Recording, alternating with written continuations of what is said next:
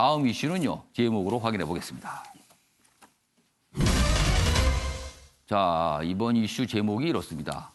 공소장 비공개에 참여연대 비판을 했습니다. 지금 추미애 법무장관의 결정으로 이른바 울산 선거 개입 의혹인데 그 공소장 비공개됐죠. 자, 그리고요. 검찰청 내에 법무부 대변인 분실이 오늘 문을 엽니다. 이 얘기까지 같이 묶었습니다. 첫 번째 기사 보시죠. 송철호 당선은 청와대 총괄기획 의혹 확산 막으려 무리수를 둔 듯하다. 지금요, 이 울산시장 선거 개입 의혹과 관련해서 공소장이 나왔잖아요. 그런데 국회에서 요청을 했으나 법무부가 국회에 제출하지 않고 요약본만 준 거예요. 요약본 갖고는 충분한 내용이 없잖아요. 그런데 추미애 장관의 결정에 따른 거라고 합니다. 그래서 이거에 대해서 좀 비판이 일고 있어요.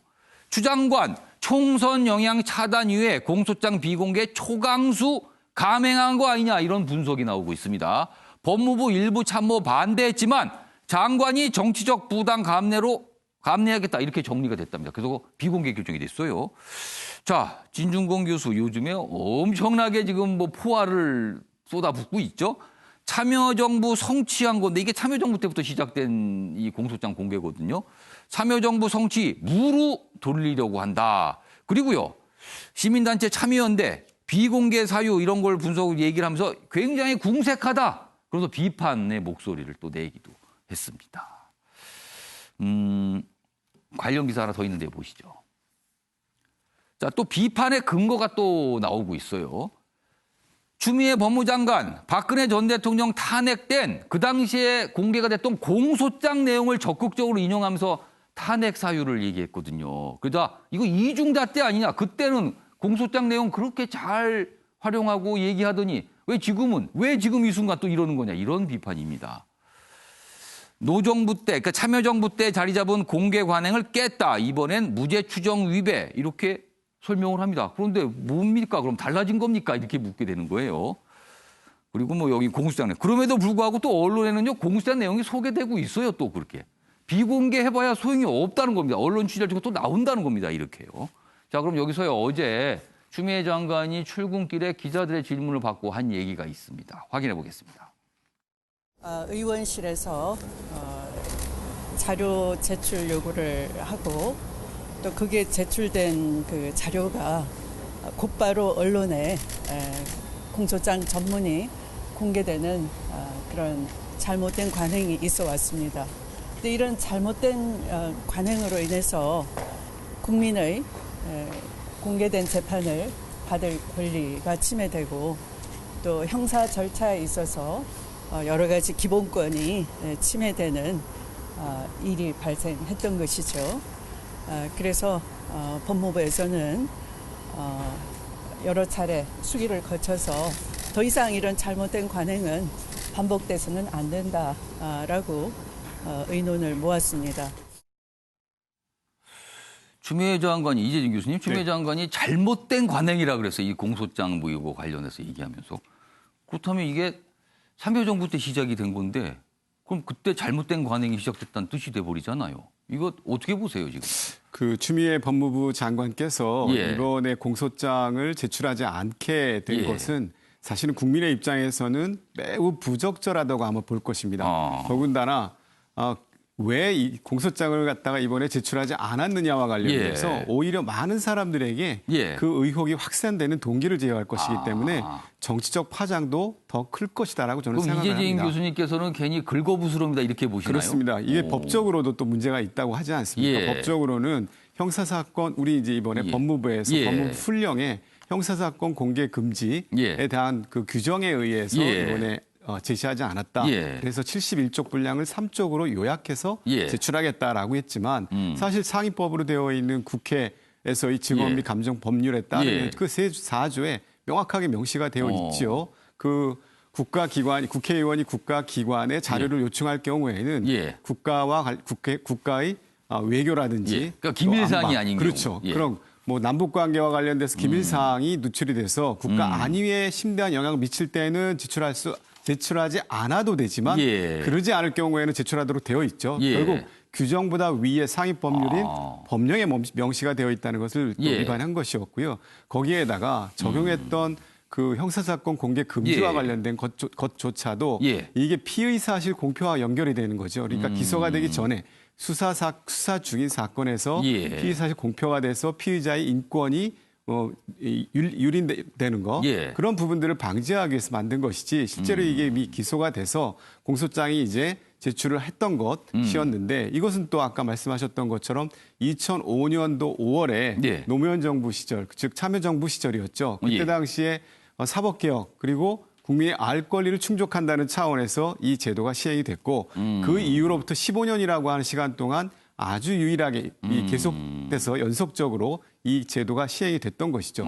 그렇다면 참여연대에서도 이야기하는 것처럼 법적인 요건도 맞지 않고 그리고 과거에 우리 문재인 정부와 같은 궤를 하고 있는 노무현 정부에서 참여정부에서 이야기했던 그 정책에도 이율 배반이 되는 그런 일을 한다는 것이 과연 국민들 입장에서 또 정권 입장에서 이게 올바른 정책이고 올바른 제도인가. 특히 법무부 장관은 법무행정 서비스의 최정점에 있는 사람입니다. 그렇다면 국민들에게 법무행정의 서비스자로서 객관적이고 공정하고 연속적인 그런 점에 있어서 특히 우리 법무부 장관 그 인사청문회에서도 이야기했던 것처럼 사실은 법무부 장관이 정치인이 들어가기 때문에 선거에 있어서 이 중립성에 여러 가지 문제 제기를 했었던 것이 사실이잖아요. 이 부분에 대해서 국민들이 의혹의 눈초리로 더 볼 것이다라고 저는 생각합니다. 자, 조대진 변호사. 이제 이런 것에 대해서 이제 문제 제기를 하는 목소리 중에 하나가 사실 그 공소장에 청와대와 여권 관계자가 다수가 들어가 있다. 그 내용이 왜 지금 하필 이 공소장부터 비공개 조치를 취한 건가? 이걸 질문을 하고 있거든요. 그건 어떻게 봐야 될까요? 일단 추미애 장관의 입장에서는 선거에 영향을 미치지 않으려고 하는 거고요. 그리고 두 번째 비공개했던 이유가 저는 두 가지 사안 때문이라고 봅니다. 하나는 검찰의 수사에 관련된 방향성 그리고 목적이 일단은 조금 무리수였다는 생각이 들고요. 아까 추미애 장관이 그렇게 판단하고 있을 수 있다라는 거네요. 네, 그렇죠. 왜냐하면 국민들도 생각하다시피 다 알려졌다시피 지금 이 사건이 울산에 있다가 갑자기 중앙지검으로 이첩돼서 갑자기 수사가 이루어진 부분이 있거든요. 그러니까 그런 부분들을 봤을 때 국민들이 여러 가지 검찰이 목적을 갖고 수사를 했다라는 그런 부분에 의심을 가질 수가 있는 부분이고 지금 나와 있는 건 공소장입니다. 판결문이 아니라. 그러면 검찰의 일방적인 주장이 담겨져 있는데 그런 일방적인 주장들을 또 언론이 또 그대로 받아서 정치적인 함의를 담아가지고 또 기사를 쓰게 됩니다. 그렇게 되면 공소장 자체가 마치 사실인 것처럼 선거 전에 이렇게 유포가 되거든요. 그러니까 이런 부분들을 막기 위한 조치였지 관련해서 뭐 예전에 박근혜 전 대통령의 사안 관련해서 국민들이 대다수가 그 국정농단에 관련된 사실을 명쾌하고 객관적으로 알고 있었던 상황과는 다르기 때문에 그 당시하고는 달리 다른 잣대가 이용될 수밖에 없었다는 점을 좀 알아줘야 될 것 같고 이런 부분들을 추미애 장관이 장관의 입장에서 이렇게 판단을 한 것 같습니다. 그러니까 추미애 장관 생각은 검찰이 수사 내용을 담은 그 공소장 내용에 대해서 한마디로 말해서 믿기 어렵다 이런 판단을 한 거 아니냐고 지금 조대진 변호사가 이제 그런 취지의 설명을 해주신 것 같아요. 자, 아무튼 그래서 이게 또 공방이 되고 있는 거예요 지금. 그러나 이 사안에 대해서 사실 더불어민주당은 별다른 얘기를 좀 안 하고 있죠. 아무래도 뭐 굳이 뭐 말할 필요가 있을까 그런데요. 자, 이 공소장 비공개됐지만요. 언론 통해서 그냥 알려지고 있습니다. 또 언론들이 가만히 있지 않아요. 다 취재합니다. 그리고요. 향후에 재판이 진행이 되면 재판에서 또 공개가 됩니다. 그 공소 사실들이요. 자, 다음 내용입니다. 보시죠. 자, 오늘 언론을 통해서 공소장에 들어 있다고 하면서 소개된 내용입니다. 청와대 8개 조직 송철호 시장 만들기 총동원이다. 그러니까 공소장 내용을 소개하고 있습니다. 검찰 울산시장 선거 개입 공소장에 적시. 조국, 김기현 수사 상황 15차례 보고받았다. 임종석 등 윗선 수사 전망. 총선 앞에 파문이 일 수도 있다. 이런 겁니다. 그러니까 이 기사의 시각은 이런 내용들이 담겨 있는데 그래서 추미애 장관이 뭔가 걱정한 거 아니냐. 뭐 이렇게 기사들이 분석을 하고 있습니다. 자, 이 얘기는요. 뭐 패널 분들과 토론을 이게 딱 이렇게 토론 주제로 놓으면요. 이게 한두 끝도 없습니다. 그래서 아무튼 이렇게 가고 있다. 이 정도로만 소개를 드리고요. 다음 화면 봐주시죠. 오늘 법무부와 관련된 어떤 행사가 있습니다. 다음 보시죠. 자, 오늘부터 서울 고검 2층에 의정관을 설치합니다. 법무부가. 오늘 의정관 개소식이 있어요. 그리고 이 개소식에는요, 추미애 장관이 참석을 합니다. 이 의정관이 뭐냐면요, 법무부의 대변인실이 있지 않습니까? 근데 법무부는 과천에 있어요. 그런데 이 대변인실 분실을 서울 고검에 놓는 겁니다. 자, 그러면 검찰청 안에 법무부의 분실이 생긴 겁니다. 이런 경우는 처음입니다, 지금요. 다음 한번 봐주시죠. 법무부 관계자 얘기입니다. 의정관, 뜻이요. 의자는 논의할 의, 정은 바를 정. 그러니까 바르게 논의하는 곳이다. 뭐 이런 뜻이 됩니다. 대변인실 이름을 이렇게 대변인 분실 이름을 이렇게 정한 거예요. 자, 이런 뜻으로 사실이나 정보를 바르게 전달하겠다는 취지다. 이렇게 설명을 하고 있습니다. 그래서 이 의정관에는요, 법무부 대변인은 전 원래 그 과천에 있는 대변인실하고 왔다 갔다 하고요. 부대변인은 상주할 예정이라고 합니다. 자, 요 얘기도 좀 의정관 약간 좀 눈길을 잡는데요. 윤영거 전 대표님. 글쎄요. 이게 초유의 일인데 법무부가 뭔가 소통을 좀 강화하려는 걸까요? 아니면 혹시라도 검찰의 그 중심에서 좀 뭔가 견제하고자 하는 이런 의지가 또 담긴 건가요? 어떻게 보세요? 뭐 양쪽 측면이 있겠죠. 예. 예. 저게 예를 들면은 국립현대미술관이 옛날에 과천 저 대공원 그 산기슭에 있었거든요. 지금도 물론 있는데 지금은 분원으로 두고 국립현대미술관이 서울시내 한복판으로 와 있어요. 뭐 왜 그렇겠어요?